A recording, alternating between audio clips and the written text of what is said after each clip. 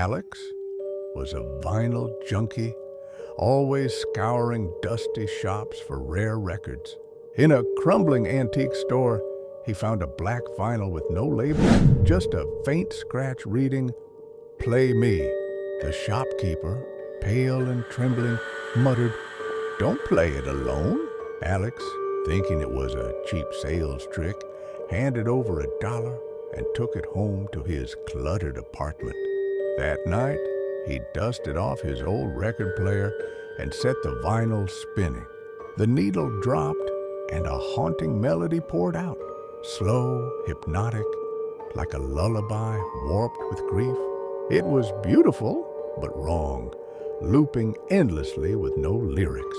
Alex felt it burrow into his mind like the notes were alive. He lifted the needle, but the song didn't stop. It echoed faintly from the walls, the floor, even his own breath. His heart raced as he unplugged the player, yet the melody lingered, soft but relentless. Sleep was impossible. The song seeped into his dreams, where a figure appeared, a woman in a tattered dress, her face hidden in shadow, humming the tune. Her silhouette stretched across his room, even with the lights blazing. "You heard me?" a voice whispered, not from the dream, but from somewhere in his apartment. Alex jolted awake, sweat-soaked, the melody still playing in his head.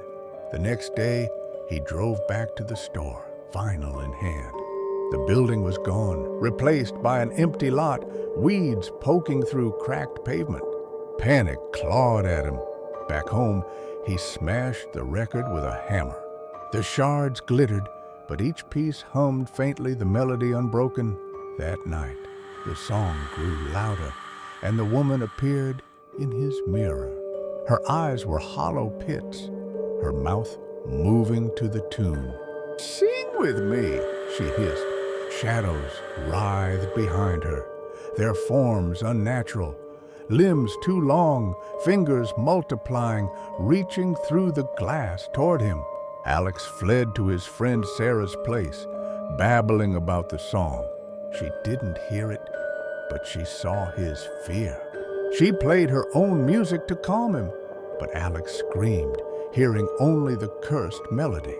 Shadows gathered in the corners, their whispers blending with the tune. "You can't stop." Desperate, Alex stole Sarah's lighter and burned the vinyl shards in her backyard. The fire roared, but the song only grew louder. The woman's figure stood in the flames, smiling, her eyes locked on him. Morning came. Sarah found her apartment empty, the record player spinning with no vinyl. Alex was gone, his car still parked outside. Was it something she'd dreamt up? If so, where was Alex? Where's her furniture? Why is everything except for the record player gone? She went to try and find an old record store, but couldn't. She stood desperately for answers, far into the dark night. A week had gone by. No one believed her. Back at her apartment, as she felt herself slipping away, a melody played, faintly. She followed it, ending up in an unrecognizable part of town, standing before a fogged window of an old store, where Alex's haunting reflection was now visible, trapped in another realm, and there in the store was the record. She shook with fear and vowed to return the next day to warn people. But as she ran home in a panic, the street seemed to go on forever. Day never came.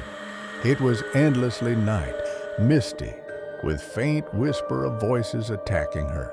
She desperately clutched her hands over her ears as she ran, and suddenly she woke up in her bed, frantic, confused, to the door of her apartment being pounded on. Her furniture was back. It was just a dream, she thought. She could hear Alex pounding on her door, calling her name, Sarah.